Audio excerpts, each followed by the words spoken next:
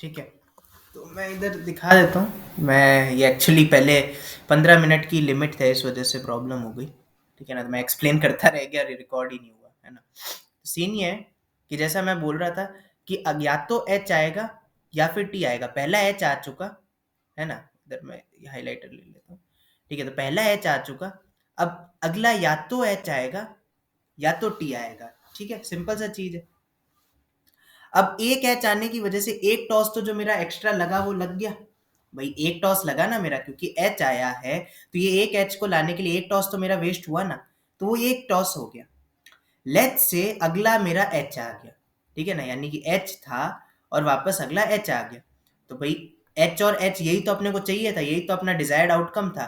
तो with 1/2 probability next H आ सकता है। एक टॉस लगेगा और मामला डन हो गया, क्योंकि पैटर्न हमारा एच एच जो है वो ऑब्टेन हो चुका, यानी कि कोई प्रॉब्लम नहीं है। लेकिन लेट्स से कि हमारे पास टी आ गया, विद 1/2 प्रोबेबिलिटी टी भी तो आ सकता है। तो अब सीन क्या है कि एच आ चुका था, टी आ गया। अब इसको ध्यान से सोचो, एच आ चुका था और टी आ गया। ठीक है ना, एच आ चुका था और टी आ गया। अब सीन क्या है कि मेरे को शुरू से शुरू करना पड़ेगा। क्यों? क्योंकि अब मेरे को वापस से पहला एच लाना पड़ेगा और फिर वेट करना पड़ेगा जब तक अगला एच आए। तो सीन क्या हुआ, +1/2 इंटू एक टॉस तो मेरा वेस्ट हो गया। क्यों वेस्ट हो गया? क्योंकि टी आ गया। टी आने की वजह से एक टॉस वेस्ट हुआ। और अब situation is similar to as if nothing has happened in the past. The situation is similar to as if nothing has happened in the past. तो when nothing has happened in the past, उसकी expectation value की expected value of H H. Next page पे और ढंग से समझाता है इस इक्वेशन को। ठीक है, क्या लिखा मैंने? Expected value of H H equal to, let's say अगर सबसे पहले टी आ गया, ये क्या है कि सबसे पहले अगर टी आ गया, तो टी आने की वजह से एक टॉस तो मेरा वेस्ट हुआ जो हुआ। And situation is as if nothing has happened. तो व्हेन नथिंग हैज हैपेंड, इसका एक्सपेक्टेशन वैल्यू कितना? Expected value of H and this can happen with 1/2 probability. So that's exactly what I have written.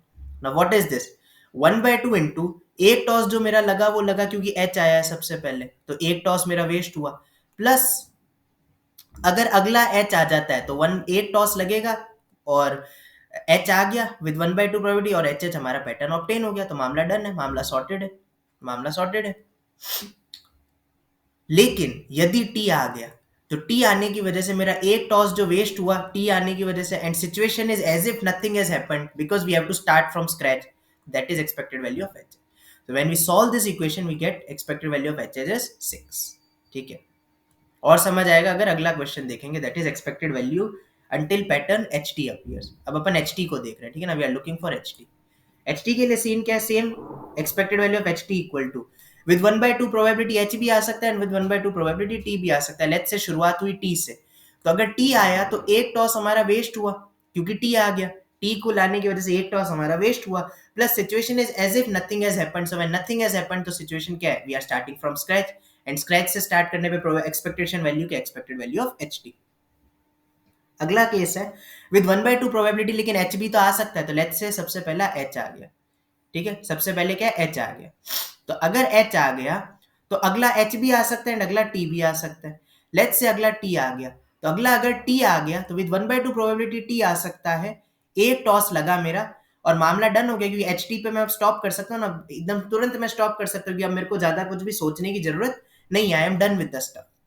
लेकिन interesting thing appears when we are discussing about H H.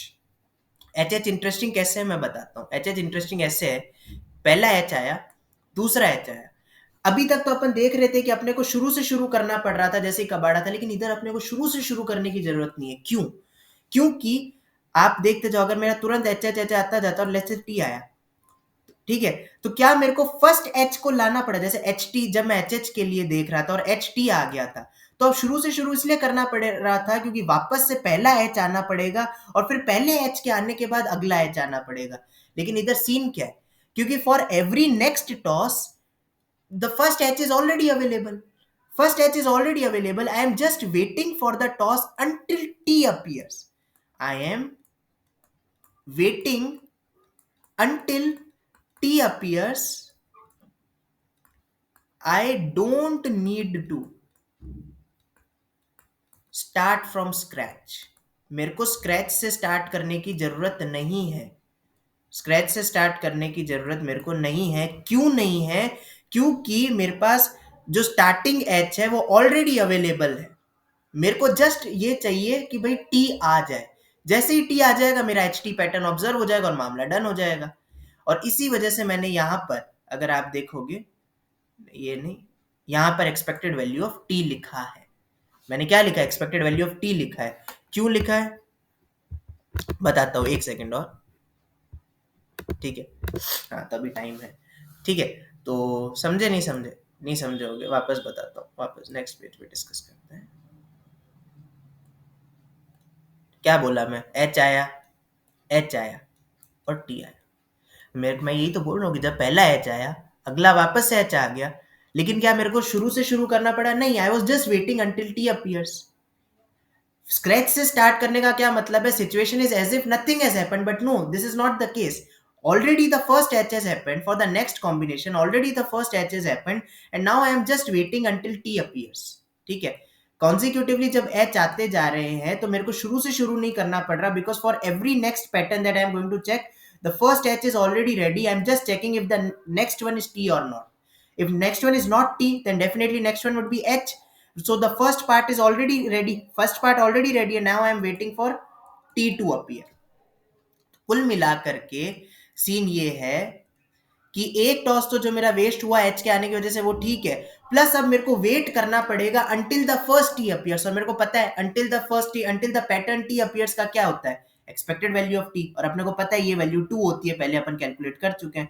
तो जब मैं इसको solve करूंगा, next page पे solve करते हैं, expected value of H T equal to, पहला टी आया and the situation was as if nothing has happened, plus H आया, एक टॉस लगा, अगर टी आ गया तो मामला वहीं पे डन हो गया। लेकिन अगर एच आया तो एक टॉस वेस्ट हुआ, plus now I have to wait until the first T appears, and first T appear होएगा दो टॉस के बाद।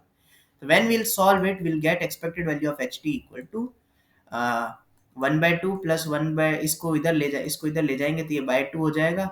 एंड ये 1/2 प्लस ये 3/2, 1/2 4/2, 2 प्लस 1 3/2, तो plus 3/2। So expected value of H T by 2 equal to 4/2। the expected value of ht आ गई 4, यानी कि the expected number of tosses that I'll have to perform until the pattern ht appears is 4। 4 toss करने पड़ेंगे। ठीक है, तो इस पार्ट के लिए